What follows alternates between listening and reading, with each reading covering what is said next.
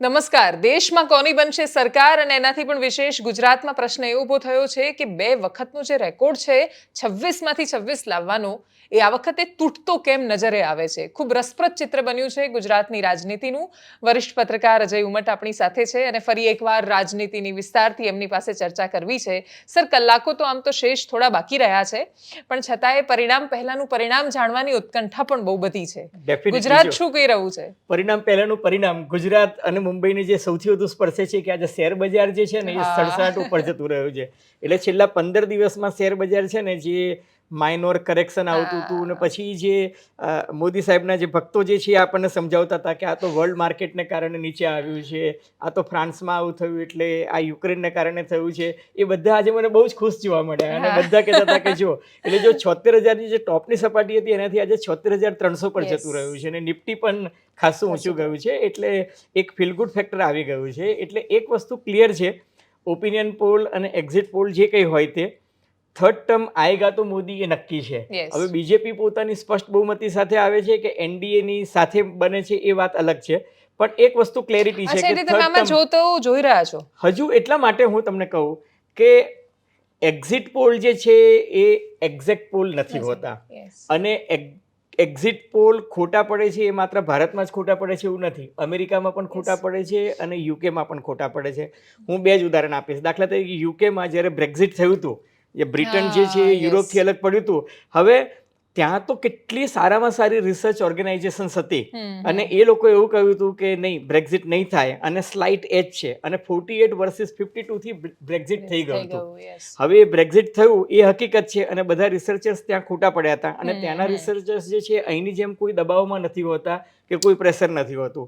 અમેરિકામાં બધા જ એવું માનતા હતા કે હિલેરી ક્લિન્ટન જે છે એ પ્રથમ વખત મહિલા રાષ્ટ્રપ્રમુખ તરીકે ચૂંટાશે અને 70% પોપ્યુલર વોટ જે છે એ હિલેરી ક્લિન્ટનને મળ્યા હતા.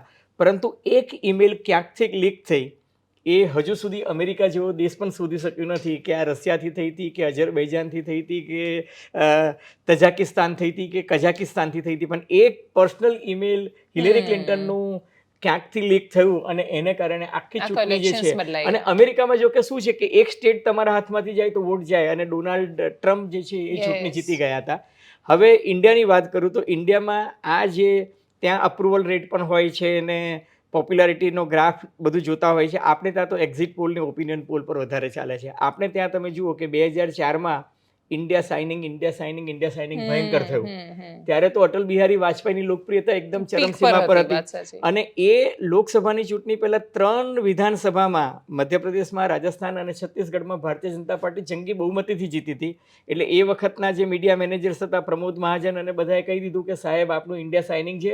એટલે બાપડા વાજપેયી ના પાડતા હતા છતાં પણ 6 મહિના વહેલી ચૂંટણી કરાવી અને બધા જ એક્ઝિટ પોલ અને ઓપિનિયન પોલ એવું કહેતા હતા કે પંડિતજી વાજપેયીજી વાપસ પ્રધાનમંત્રી બનને જા રહે હૈ. અને 2004માં આપણે જોયું કે બધા જ ઓપિનિયન પોલ ખોટા પડ્યા. ત્યારથી લગભગ ઉનાળામાં ચૂંટણી થાય છે. ત્યારથી ઉનાળામાં ચૂંટણી થાય છે. એટલે એના કારણે છે ને આખી સાયકલ બદલાઈ ગઈ છે. અલબત્ત મોદી સાહેબ આવશે તો એ વન નેશન વન ઇલેક્શન લાવવાની વાત કરી રહ્યા છે. એની ચર્ચા ક્યારેક ફરી કરીશું કે સંવિધાનમાં એટલો બદલફેર થશે કે નહીં, કારણ કે હવે તો પૂર્વ રાષ્ટ્રપતિ કોવિંદ સાહેબનો પણ અહેવાલ આવી ગયો છે જે એમની ફેવરમાં આવ્યો છે. અગાઉનું જે ફાઇનાન્સ કમિશન અને લો કમિશન હતું એને એની વિરુદ્ધમાં આપ્યો હતો, પણ અત્યારે આડ વાત છે. મૂળ વાત પર આવીએ તો ઇન્ડિયામાં 2014માં જ્યારે વડાપ્રધાન પદે નરેન્દ્ર મોદી આવ્યા ત્યારે પણ જે ઓપિનિયન પોલ્સ અને એક્ઝિટ પોલ આવ્યા હતા એ એવું કહેતા હતા કે Bharatiya Janata party single largest party બનશે. 240, 245 સુધી આપતા હતા, કોઈ 265 આપતું હતું, પણ 282નો આંકડો ભાજપ પાર કરશે એવું કોઈ નહોતું કહેતું. અને ત્યારે એનડીએના સાથી પક્ષોમાં પણ ખાસી ભાંજગઢ જેવું દેખાતું હતું. અને ભારતીય જનતા પાર્ટીએ 30 વર્ષનો રેકોર્ડ તોડીને તમે જુઓ 1984માં રાજીવ ગાંધીને મળી હતી, એ પછી 2014 કોઈને સ્પષ્ટ બહુમતી નહોતી મળી. નરેન્દ્રભાઈ સદનસીબ કે એમને 282ની જે બહુમતી છે એ ક્લિયર કટ મળી અને એના કારણે પોલિટિકલ સ્ટેબિલિટી આવી. તમે જુઓ 2014થી 2024 સુધીમાં આપણે ત્યાં કેન્દ્રીય સ્તરે જે પોલિટિકલ સ્ટેબિલિટી આવી, રાજકીય સ્થિરતા, એ એક સારી વસ્તુ છે. અને ખાસા નિર્ણયો મહત્વના લેવાઈ શકે. પણ હવે 10 વર્ષની એન્ટી ઇન્કમ્બન્સી પણ છે, એક એન્ટી એસ્ટેબ્લિશમેન્ટ ફિલિંગ પણ છે. અને ગુજરાત એ ભારત નથી. ઉત્તર પ્રદેશ છે, મહારાષ્ટ્ર છે, બિહાર છે, પશ્ચિમ બંગાળ છે, કર્ણાટક છે, રાજસ્થાન છે, આ બધી જગ્યાએ અલગ અલગ ઇસ્યુઝ છે. ઓડિશામાં અલગ ઇસ્યુઝ છે, આંધ્રપ્રદેશમાં અલગ ઇસ્યુઝ છે, કારણ કે ત્યાં વિધાનસભા અને લોકસભા બંને સાથે ચાલી રહી છે. એટલે તમે જુઓ કે, અને બીજું કે આપણે ત્યાં 2015માં વડાપ્રધાન તરીકે નરેન્દ્રભાઈ બેઠા ત્યાર પછી દિલ્હીની જે વિધાનસભા ચૂંટણી થઈ એમાં કહેવાતું હતું કે કેજરીવાલને 28 બેઠકો મળશે. કેજરીવાલ 70માંથી 67 બેઠક લઈને આવ્યા. એ કેટલું ખોટું પડ્યું. ત્યાર પછી બિહારમાં લાલુ યાદવ અને નીતિશ કુમાર ભેગા થઈને ચૂંટણી લડતા હતા ત્યારે કહેવાતું હતું કે બીજેપી સ્વીપ કરશે. અને વડાપ્રધાન નરેન્દ્ર મોદીએ બહુ જ મહેનત પણ કરી હતી અને બિહારના લોકોને પેકેજ આપવાની પણ વાત કરી હતી કે 80,000 કરોડનું આપવું કે 1.25 લાખ કરોડનું આપવું. પણ છતાંય ભારતીય જનતા પાર્ટીનો ભૂંડો પરાજય થયો બિહારમાં. પશ્ચિમ બંગાળની વાત કરો તો 2017માં ખોટા પડ્યા અને 2021માં ખોટા પડ્યા હતા. ત્યારે ભાજપના એક્ઝિટ પોલ્સ ને બધા આવતા હતા કે 200 જેટલી બેઠકો એમ કે ભારતીય જનતા પાર્ટીને મળશે. હકીકતમાં ભાજપને મળી 77. હવે કર્ણાટક વિધાનસભાની ચૂંટણી 1 વર્ષ પહેલા જુઓ, ત્યારે બધા એવું કહેતા હતા કે હંગ એસેમ્બલી આવશે અથવા તો ભાજપ ફરી પાછું સત્તામાં આવશે. પણ હકીકતમાં કોંગ્રેસ 2/3 જીતી. તેલંગાણામાં પણ કોઈ કહેતું નહોતું કે કોંગ્રેસ આટલી 2/3 જીતશે. તેલંગાણામાં કોંગ્રેસ જીત્યું. મધ્યપ્રદેશની વાત કરીએ તો બધા ઓપિનિયન પોલ એવું કહેતા હતા કે ભાજપ આ વખતે હારશે અને કોંગ્રેસને લાભ મળશે અને કોંગ્રેસ એમ કે પાતળી બહુમતીથી મધ્યપ્રદેશમાં સરકાર રચશે. હકીકત એ થયું કે 2/3 બહુમતીથી હારની બાજી બધાને દેખાતું હતું કે શિવરાજસિંહ ચૌહાણને ડબલ એન્જિન નહોતું બનાવ્યું મોદી સાહેબે અને મામાને ભાણિયાની માફક બહાર બેસાડી દીધો હતો. પણ એ મધ્યપ્રદેશમાં આ લોકો ગજબ બહુમતીથી ભાજપ જીતી ગયું. એટલે ઓપિનિયન પોલ અને એક્ઝિટ પોલ એનું કારણ એ છે દેવાંશી, હું તમને કહું કે માની લો કે આ જ એક્ઝિટ પોલની વાત કરીએ તો ચૂંટણી પતી 1 જૂને સાંજે 6 વાગે અને 6:05 તો બધી ચેનલોમાં એક્ઝિટ પોલ આવી ગયા. હવે તમે મને કહો આપણું ચૂંટણી પંચ જેની પાસે 1 કરોડથી વધારે એમ્પ્લોઈઝ છે, 1 કરોડથી વધારે એમ્પ્લોયી છે અને આખા દેશના બધા જ કલેક્ટરો, પોલીસ અધિકારીઓ, મામલતદાર, તલાટીઓ એના કંટ્રોલમાં છે. છતાંય 19મી એપ્રિલે જ્યારે ચૂંટણી થાય છે ત્યારે રાતના કહેવામાં આવે છે કે 60% મતદાન થયું અને 11 દિવસ પછી કહેવામાં આવે છે કે 66% મતદાન થયું. અને ચૂંટણી પંચ સુપ્રીમ કોર્ટને એફિડેવિટ કરીને કહે છે કે ભાઈ અમને ડેટા એનાલિસિસ કરતા અને ફાઇનલ ડેટા પ્રગટ કરતા એમ કે 11 દિવસનો સમય થાય છે. બરાબર છે. ફોર્મ 17 કઈ રીતના ભરવું ના બધું. તો ચૂંટણી પંચને માત્ર કેટલા મતદાન થયું, પુરુષોએ કેટલું કર્યું, મહિલાઓએ કેટલું કર્યું, નાન્યતાર જ્ઞાતિએ કેટલું કર્યું અને કયા બૂથમાં, એનું જો કેલ્ક્યુલેટરથી કે એક્સેલ શીટમાં ટોટલ કરવામાં જો 11 દિવસ થતા હોય તો આપણા વિદ્વાન રિસર્ચરો 5 મિનિટની અંદર કઈ રીતના ડેટા આખા દેશનો કરી નાખે છે મને નથી સમજાતું. બીજું કે એ દિવસનો તો ડેટા તમે લીધો જ નથી. એ દિવસનો ડેટા તો તમે લીધો જ નથી. દાખલા તરીકે 1 જૂનનો ડેટા લીધો નથી. હવે 1 જૂન જે છે એ તો સૌથી ક્રુશિયલ હતું. 57 સીટ હતી. 57 સીટ હતી એવું નથી દેવાંશી. 57 સીટમાં પણ એવું હતું કે 57માંથી ભારતીય જનતા પાર્ટી માત્ર 25 બેઠકો પર હતી. અને એનું કારણ એ હતું કે તમે જુઓ પશ્ચિમ બંગાળમાં તૃણમૂલ કોંગ્રેસ, પંજાબમાં અકાલી દળ અને આમ આદમી પાર્ટી, એટલે ઇન્ડિયા ગઠબંધનની જોવા જઈએ તો 30 હતી, 25 આ લોકોની હતી અને 2 જે છે એ ઇન્ડિપેન્ડન્ટ હતા. એટલે છેલ્લો રાઉન્ડ એવો હતો કે એમાં કોણ વધારે સ્કોરિંગ કરે તો એના આધારે તમે બહુમતીના આંકને પેલું પોલ વોલ્ટમાં કેટલું કૂદી શકો છો ને એના પર આધાર. એ છેલ્લો ફેઝ તો 7મો ફેઝ તો ગણતરીમાં જ નથી લીધો. એનો અર્થ એ કે તમે પ્રોજેક્શન પર જતા રહ્યા. અરે નહીં, ઘણા બધા એક્ઝિટ પોલમાં તો કેવું હતું કે જેમ કે આ ચિરાગ પાસવાનની જે પાર્ટી છે એને વધારે બતાવી, એલજેપી ને 6 સીટ જીતતા બતાવી. હવે લડે છે 5 પર અને 6 પર. તમને એથી પણ આગળ કહું, ઓડિશામાં આ તો પેલું શું છે કે કાગડો કાગડાની માટી નથી ખાતો, પણ તમને કહું કે ઓડિશાની અંદર એક બહુ જ પ્રતિષ્ઠિત ચેનલે એવું બતાવ્યું છે કે 24 થી 25 બેઠકો ભાજપ જીતે છે અને 5 થી 8 બેઠકો બીજુ જનતા દળ જીતે છે અને 1 બેઠક જે છે કોંગ્રેસ પાર્ટી જીતે છે. હવે ઓડિશામાં તો લોકસભાની બેઠકો જ 21 છે. બરાબર છે કે નહીં? હવે એ જ રીતના કર્ણાટકમાં પણ બતાવ્યું છે કે ભાજપ 25 થી 26 જીતે છે. હવે ભાજપ ત્યાં લડે છે જ 25 બેઠકો પર. 28માંથી 25 પર ભાજપ લડે છે અને 3 બેઠકો જનતા દળ સેક્યુલરને આપી છે. હવે એનો અર્થ એ કે જે લોકો રિસર્ચર કરે છે એને ખબર જ નથી કે કોણ કેટલી બેઠકો પર લડે છે. ટોટલ 543 કર્યું. બિહારમાં એક જણે આપી છે ભાજપને 20 થી 21, પણ બિહારમાં ભાજપ લડે છે 17 પર, 16 પર નીતિશ કુમાર લડે છે, 5 પર ચિરાગ પાસવાન, 1 પર જીતન રામ માંઝી ને 1માં ઉપેન્દ્ર કુશવાહા. એટલે મને એવું લાગે છે કે ઉતાવળે પેલું. પણ એક વસ્તુ છે બોટમ લાઈન કે ભાઈ પ્રોજેક્શન તરીકે ઓપિનિયન પોલ જે છે એ બાય એન્ડ લાર્જ સાચા પડતા હોય છે. એટલે કે જીતશે ભાજપ એમાં નક્કી નથી, એમાં કોઈ જ બેમત નથી. અને એનડીએ જે છે એ સત્તામાં સરકાર આવશે. બનાવશે. એટલે આ લોકો હવે ચૂંટણી પછી ફરી પાછા જગન રેડ્ડી પાસે નહીં જવું પડે, નવીન પટનાયક પાસે નહીં જવું પડે, જે પેલો પનો ટૂંકો પડે અને એના કારણે આ તો સમજાવવા પડે જગનમોહનની કદાચ. સામે જ એમની સામે તો ગઠબંધન છે ને જ લોકોનું. આજે આંધ્ર દિવસ પણ છે. આજે આંધ્ર દિવસ પણ છે અને આંધ્રપ્રદેશમાં દેવાંશી વિધાનસભા અને લોકસભાની બંનેની ચૂંટણી થઈ રહી છે. હા. અને ગઈ વખતે જગન રેડ્ડી જે છે 25 માંથી 22 બેઠકો જીત્યા હતા. આ વખતે કદાચ ઉલટું થઈ શકે છે. ઊંધું ના થાય તોય કદાચ તકલીફ તો છે જ, કારણ કે અલગ અલગ એક્ઝિટ પોલ આવે છે એટલે આમાં બહુ સમજાતું નથી. હા, આંધ્ર તો નથી સમજાતું. અને હું તમને કહું, એક એક્ઝિટ પોલ એવું કહે છે કે એને એમ કે 8 બેઠક આવે અને બીજું એવું કહે છે કે 21 બેઠક આવે. એટલે આમાં કોઈ તંતુમેળ જ નથી. સિમિલરલી તમે જુઓ મહારાષ્ટ્રમાં પણ મહારાષ્ટ્ર સૌથી રસપ્રદ રહ્યું છે સૌથી આ રસપ્રદ. વખતે. મહારાષ્ટ્રમાં એક ચેનલ એવું કહે છે કે બીજેપી ગઠબંધન જે છે, બીજેપી એનડીએ એને 31 થી 35 આવે. આહા. અને બીજી ચેનલ એવું કહે છે કે ઇન્ડિયા ગઠબંધનને 31 થી 35 આવે. તો હવે તમને કહો 48 માંથી આટલું બધું વેરિએશન કઈ રીતના આવે? પણ બધાના ટોટલ સરખા આવે છે. ટોટલ બધાના સરખા આવે છે. 350 પાર તો મિનિમમ છે. બધાએ ટેલી મેળવી લીધી છે, પછી પોતપોતાની રીતે સ્ટેટ પ્રમાણે 3 એક્ઝિટ પોલે 400 પાર બતાવ્યું છે.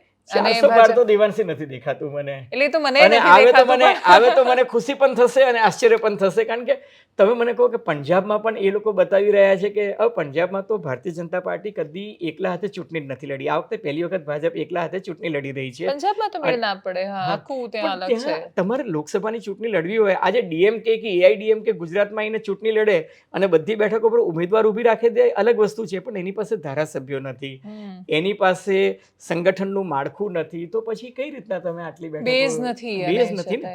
એટલે છતાંય જો જીતી જાય તો આપણે વિજયભાઈ રૂપાણીને અભિનંદન આપવા પડે કે એમણે પંજાબમાં ખૂબ કામ કર્યું. આટલું સરસ પરફોર્મન્સ કરી બતાવ્યું. વાત સાચી. આ 4 લોકસભા પંજાબમાં અને 10 લોકસભાની બેઠકો તામિલનાડુમાં. એટલે હું બસ એના પર જાઉં છું કે તમિલનાડુ, આંધ્રપ્રદેશ, તેલંગાણા, કેરળ, કર્ણાટકમાં તો એ સમજીએ કે ત્યાં તો ઓલરેડી ભાજપ સરકારમાં રહી છે. પણ કેરળ ને તમિલનાડુમાં ભાજપનો ઉદય થવો કેરળમાં થાય છે તો આ હું એવું માનું છું કેરળમાં ખાતું ખુલી શકે. તિરુવનંતપુરમ. હા, ખાતું ખુલી શકે, મતો વધી શકે, પણ મતો વધવા એ જીતમાં પરિણમે કે ના પરિણમે અલગ વસ્તુ છે. આમ આદમી પાર્ટી ગુજરાતમાં આવી તો એનો વોટ શેર વધ્યો. એનો વોટ શેર એટલો વધ્યો કે એને રાષ્ટ્રીય પાર્ટીનો દરજ્જો મળી ગયો ગુજરાતને કારણે. પણ ધેટ ડઝન્ટ મીન કે આમ આદમી પાર્ટી ગુજરાતમાં એટલી બેઠકો જીતી શકી. પણ હા, ઓપિનિયન પોલમાં અને સોશિયલ મીડિયામાં એ લોકોએ હવાબાજી બહુ સરસ કરી. હા, એટલે અને 5 સીટો લઈ આવે પહેલી વાર. 5 સીટો પણ લઈ આવે. એટલે એ દ્રષ્ટિએ તમે આમ આદમી પાર્ટીના પરફોર્મન્સને કહી શકો કે ચલો પરફોર્મન્સ સારું હતું, 0 to 5. એટલે સ્ટેટિસ્ટિકલી તો કહો કે 500% સક્સેસ છે. પણ હા, એટલે તો કદાચ તમિલનાડુમાં આવું થઈ શકે, જે 5 સીટ બતાવી રહ્યા, પણ 5 બહુ મોટો નંબર છે તમિલનાડુમાં ભાજપ માટે. તમિલનાડુમાં શું છે તમને કહું કે ડીએમકે અને એઆઈડીએમકે નો જે પેલો જે છે એ જોતા એઆઈડીએમકે નો ખાસો ડાઉનફોલ છે, બરાબર છે. પણ એવું નથી કે એઆઈડીએમકે નો ફાયદો જે છે રિપ્લેસ કરશે ભાજપ, આટલું બધું થાય. એ જો હું તમને કહું, દાખલા તરીકે ઉત્તર પ્રદેશ એક એવું રાજ્ય છે કે 2014માં માયાવતી ઇન્ડિપેન્ડન્ટલી લડ્યા તો એનો ફાયદો ભાજપને મળ્યો કે 80 માંથી 74 બેઠક ભાજપને મળી, બરાબર. 2019માં એ જ માયાવતી જ્યારે સમાજવાદી પાર્ટી અને કોંગ્રેસ સાથે લડતા હતા તો માયાવતીને 80 માંથી 10 બેઠક મળી, સમાજવાદી પાર્ટીને 5 બેઠક મળી અને કોંગ્રેસને 1 જ મળી. એનો અર્થ એ કે સમાજવાદી પાર્ટી અને કોંગ્રેસના વોટ માયાવતીમાં ટ્રાન્સફર થયા, પણ માયાવતીના વોટ જે છે એ સમાજવાદીને આમાં ના થયા. હવે આ વખતે માયાવતી લડે છે ઇન્ડિપેન્ડન્ટલી, પણ એટલી બધી જગ્યા એગ્રેસિવ નથી. એટલે એ માયાવતીની જે વોટ બેંક જે છે એનો ફાયદો સમાજવાદી પાર્ટી અને કોંગ્રેસને મળી શકે. એટલે આ વખતે એક્ઝિટ પોલમાં છે ને આપણે માત્ર ફાઇનલ ફિગર જોઈએ છે દેવાંશી, પણ હું કાલે રાત્રે બેસીને ડિટેલમાં લગભગ 40 થી 50 પેજનું એ લોકોનો જે ડોઝિયર હતો એનો સ્ટડી કરતો હતો. તો એમાં એવું બતાવે છે કે OBC vote bank, schedule caste, Muslim vote bank અને ફર્સ્ટ ટાઈમ વોટર્સ તો કોંગ્રેસ અને સમાજવાદી પાર્ટી અને તેજસ્વી લાલુ યાદવ તરફ જતા દેખાય છે. તેજસ્વી યાદવ તો વાત સાચી. એટલે એનો અર્થ એ કે હવે આમાં પણ અગાઉ ભાજપ પાસે 44 થી 52% વોટ શેર હતો, આ લોકો પાસે 27 હતો. હવે 27નો 41% થયો એટલે 14% વધ્યો. ભાજપનો 52% થી 44% આવ્યો, તો 41 અને 44% વચ્ચે 3%નો ડિફરન્સ છે. એટલે ભાજપ પાસે એ એક જે કહે છે ને એજ છે કે ભાઈ હજુ તમે એટલું પાર નથી કરી શક્યા. ગુજરાતમાં પણ તમે જુઓ તો પણ યુપીમાં મને એવું લાગે છે પ્રો ઇન્કમ્બન્સી છે આ વખતે. યુપી બહુ ફરક નહીં પડે. યુપીમાં ફરક નહીં પડે એનું કારણ હું તમને કહું યોગી આદિત્યનાથ છે. હા, exactly. ઉત્તર પ્રદેશમાં 10માંથી 9 મહિલાઓ જે છે એ યોગી આદિત્યનાથની મુરીદ જેને કહે ને કે ચાહક છે. એટલા માટે કારણ કે યોગી આદિત્યનાથના રાજમાં ઉત્તર પ્રદેશમાં લો એન્ડ ઓર્ડરની વ્યવસ્થા જે છે બહુ સારી થઈ છે. અને બીજું હું તમને કહું કે ડબલ એન્જિનનો ફાયદો એ છે કે મોદી સાહેબ અને યોગીને કારણે ત્યાં ઇન્ફ્રાસ્ટ્રક્ચર ડેવલપમેન્ટ અને પ્રોજેક્ટ્સ એ બધા બહુ સારા આવ્યા છે. લખનૌ એરપોર્ટ તમે જુઓ તો જે ગજબનું ડેવલપ થયું છે, અને એ સિવાય જે બધા એરપોર્ટ, અયોધ્યા રામ મંદિર જે રીતના ડેવલપ થયું છે, અને એને કારણે ટુરિઝમ જે ઓવરઓલ ઉત્તર પ્રદેશમાં વધ્યું છે. એટલે ઉત્તર પ્રદેશના લોકોમાં જેને આપણે પેલી પટેલોની ભાષામાં કહે છે ને કે સરખાઈ આવી છે એમ, આ વખતે કે એને એમ કે સુધર્યો છે માહોલ. અને બીજું કે ઉત્તર પ્રદેશમાં અમિતભાઈ ને આ બધા લોકો જે માઇક્રો મેનેજમેન્ટ કરે છે, ઓમ પ્રકાશ રાજભર રિસાઈ જાય કે મંચ પર પાછળ બેસે તો એમ મોદી સાહેબ એને પેલા એમ ઠોહો મારીને એમ પટાવે છે ને સમજાવે છે ને એમ ગલગલિયા કરાવીને આખા સ્ટેજ પર કે દેખો મોદી સાહેબને હમારા ક્યાં તારીફ કરી દિયા. એટલે એ શું છે, આખા સમાજને એક મેસેજ આપી રહ્યા છે.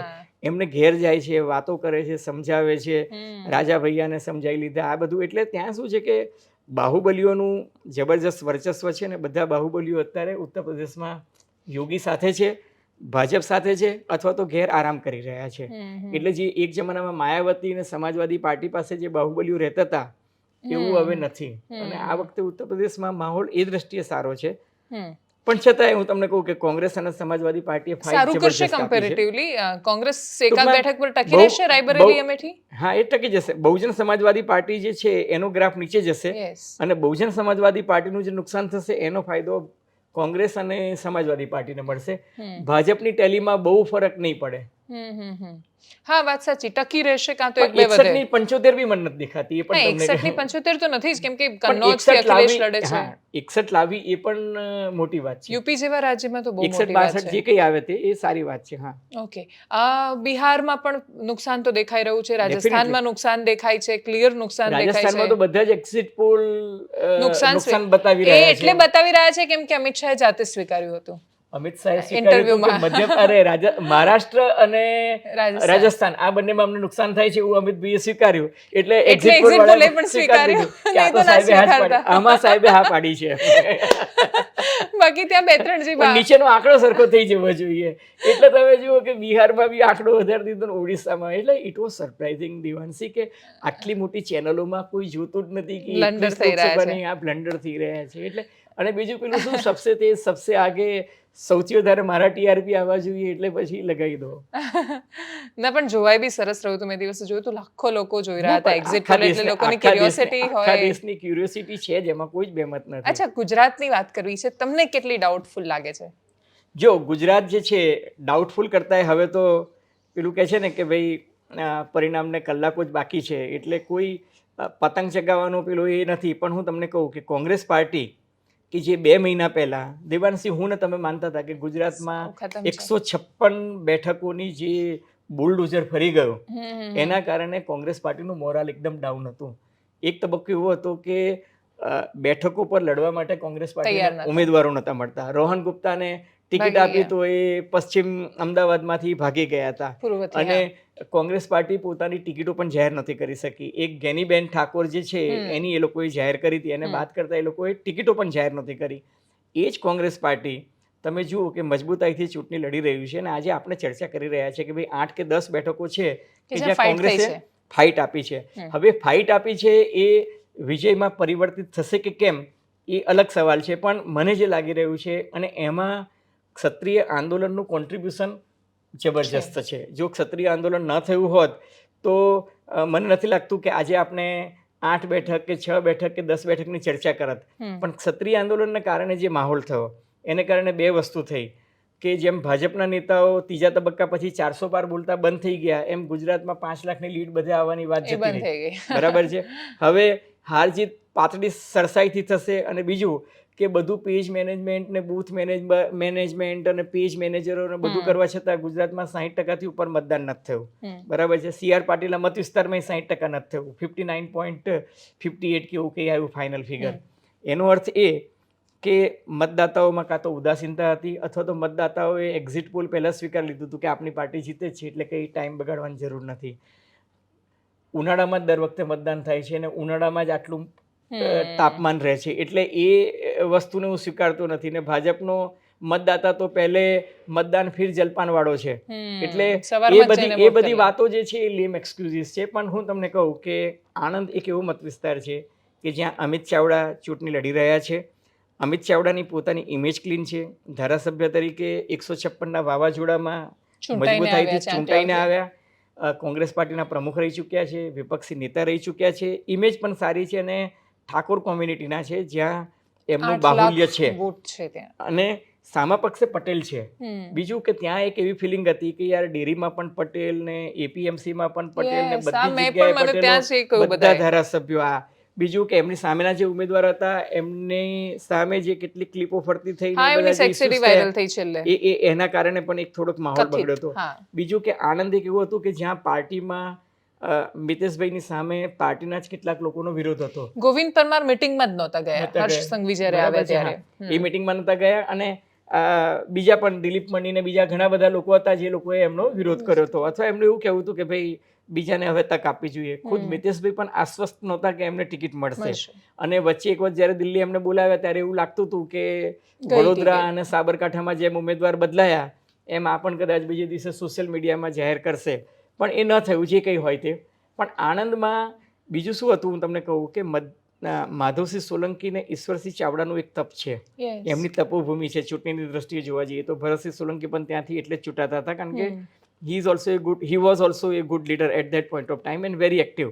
એ પછી તમે જુઓ તો ત્યાં ક્ષત્રિય મતો અને ઠાકોર મતો તો એક થયા જ, સંગઠિત થયા, પણ ત્યાં મુસ્લિમ મતોનું પ્રમાણ પણ આખા ગુજરાતમાં ભરૂચ પછી સૌથી વધુ છે. ત્યાં ક્રિશ્ચન્સ છે, ત્યાં દલિત છે.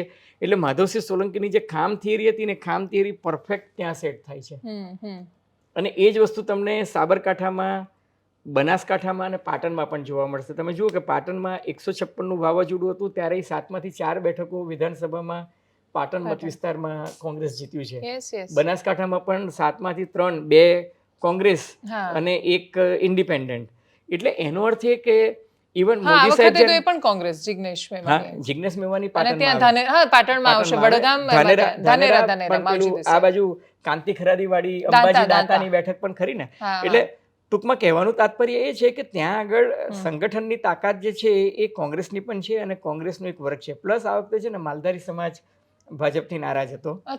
બાબુ મખતુપુરને એટલે જ ટિકિટ આપવામાં આવી હતી રાજ્યસભામાં કે એ સમાજને પેલું સંગઠિત કરીને પોતાની તરફ લાવે. અહીંયા વાડીનાથ પરબધામમાં પણ પીએમ આવ્યા થયા હતા અને અહીંયા આગળ કર્યું હતું આખું ફંક્શન. એટલે જ કર્યું હતું દેવાંશી કે માલધારી સમાજને પોતાની સાથે લાવ્યો. પણ માલધારી સમાજને છે ને એક ચીટિંગ વાળી ફિલિંગ થઈ કે તમે અમારા માટે જે આખા નિયમો બનાવ્યા અને રાતના 12 વાગે ગુજરાત વિધાનસભામાં કાયદો ઘડ્યો ને અમારા બધા પાસે એમ કે પાઘડીઓ પહેરાવડાવીને બધું કર્યું અને પછી તમે અમદાવાદમાં ને બધી જગ્યાએ જે રીતના ઢોરોને બહાર કાઢ્યા અને હળધૂત કર્યા, અપમાનિત કર્યા, લાકડીઓ બી ચલાવી, માર્યા પણ ખરા. અને બીજું કે એનું કોઈ કાયમી સોલ્યુશન નથી આવતું. હું તમને કહું કે આજે અમદાવાદમાં વસ્ત્રાપુર છે કે બોડકદેવ છે કે બોપલ છે કે સિલચ છે કે આમલી છે કે આ જોધપુર, આ બધા ગામોની જમીનો જે છે એ ગોચર કોણ ચરી ગયું મને કહો? બિલ્ડરો ચરી ગયા. એ બિલ્ડરો ચરી ગયા ને હવે તમે ગોચરની જમીનો હતી જે નહોતી આપવાની એ તમે બિલ્ડરોને આપી દીધી. કાં તમે આ ઇન્સ્ટિટ્યૂટ ઓફ પેલું સ્પેસ એપ્લિકેશન સેન્ટર બનાવવા માટે આપી દીધી, PRLમાં આપી દીધી. તો આ સરકારી ગોચરની જમીનો તમે આપી દીધી. જોધપુર ટેકરામાં પણ તમે સ્પેસ એપ્લિકેશન સેન્ટરને આ બધું બનાવી દીધું.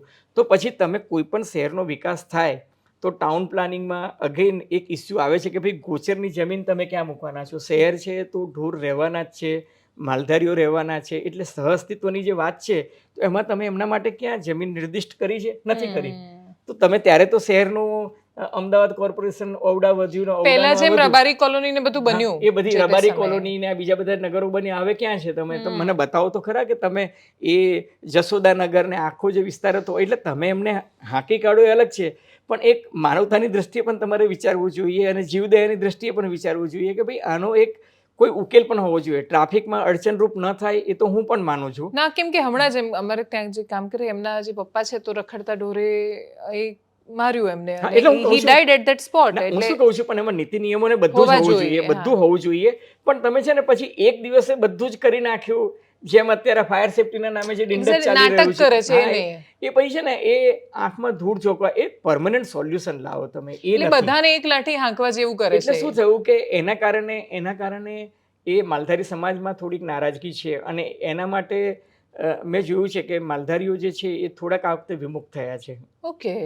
એટલે એની અસર આ ઉત્તર ગુજરાતમાં મને પાટણ થોડી છે. બનાસકાંઠામાં પાટણ ડેફિનેટલી જોવા બનાસકાંઠા મળે. અને સાબરકાંઠામાં એવું થયું કે તુષાર ચૌધરી તો નિશાબેન ગામિત ત્યાંથી ચૂંટણી લડતા હતા, અમરસિંહભાઈ ચૌધરી પણ ત્યાંથી મુખ્યમંત્રી પદે 2 વખત ચૂંટણી લડ્યા હતા. જ્યારે વ્યારામાંથી બીજી વખત હારી ગયા ત્યારે એ ભિલોડાથી ચૂંટણી લડતા હતા. એટલે સાબરકાંઠાને એમને કર્યું હતું, ને મધુસૂદન મિસ્ત્રી પણ ત્યાંથી ચૂંટણી લડ્યા હતા, અને મધુસૂદન મિસ્ત્રીએ પણ એ એરિયાને કલ્ટિવેટ કર્યો. એટલે કોંગ્રેસ પાર્ટી માટે અને ખેડબ્રહ્મા ઓલરેડી ચૂંટાયા છે. ખેડબ્રહ્મા, ઈડર, ભિલોડા આ બધા જે છે, એક રમણ વોરાની કોન્સ્ટિટ્યુન્સી છે, એને બાદ કરતા એ બધા વિસ્તારમાં તમે જુઓ તો સારું પ્રભુત્વ છે. છે. પણ આ વખતે સાબરકાંઠામાં 2 ભાજપના દિગ્ગજ નેતાઓ વચ્ચેની જે અહમની લડાઈ હતી તે, બીજું કે ભીખાજી ડામોર છે કે ઠાકોર છે, એના વિવાદમાં જે ટિકિટ તમે એની બદલી કાઢી. હવે ભીખાજી ગમે તેમ તોય એ સર્વ સ્વીકૃત ચહેરો હતા, એની જગ્યાએ તમે શોભનાબેનને લાવ્યા, એનાથી ભાજપમાં મહિલા મોરચામાં યુથ વિંગ હતી એમાં,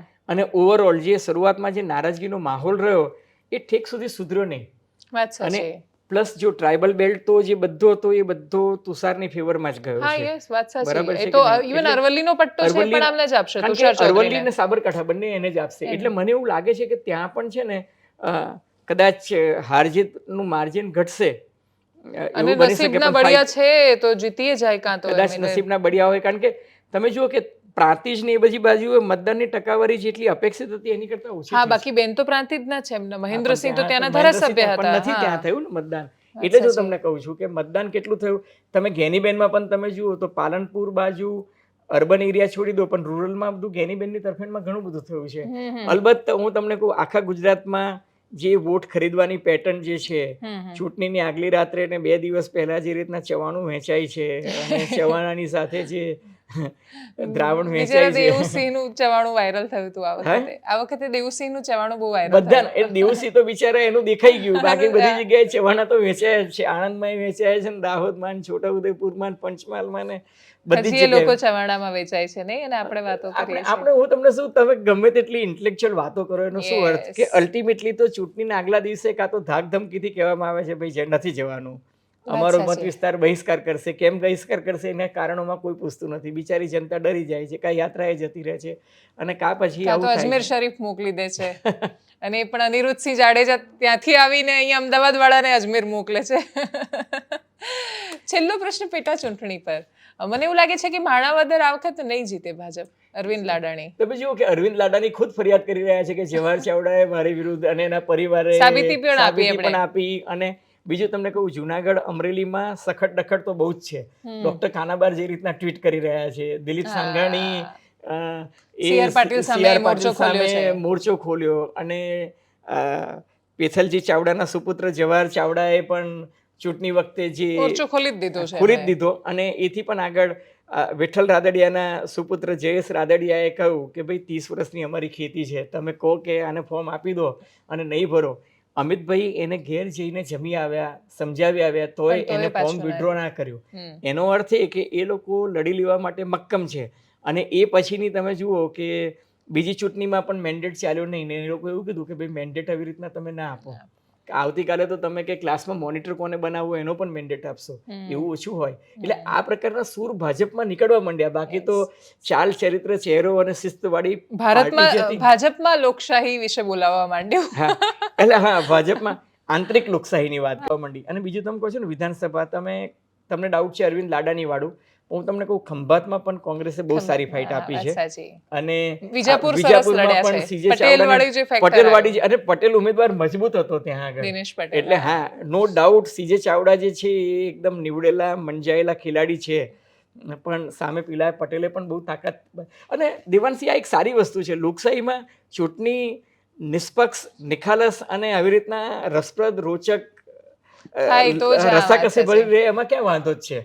પણ એ છે ને ફ્રી એન્ડ ફેર હોવી જોઈએ. હા, એટલે એક્ઝેક્ટલી ફ્રી એન્ડ ફેરની ડેફિનેશનમાં તો આપણી ચૂંટણીઓ કોઈ દિવસ નહીં આવે, કેમ કે જેની સત્તા રહી છે એણે ઇન્ફ્લુઅન્સ કર્યું છે. પણ એ સિવાય ઘણું બધું છે કે જે વધારે સારું થઈ શકે એમ હતું. પણ ખેર, ચૂંટણી પૂરી થઈ ગઈ છે. થોડા જ કલાકોમાં ફરી એકવાર આવતીકાલે સાંભળીશું સરને પરિણામ પછી. Thank you. Thank you Devanshi.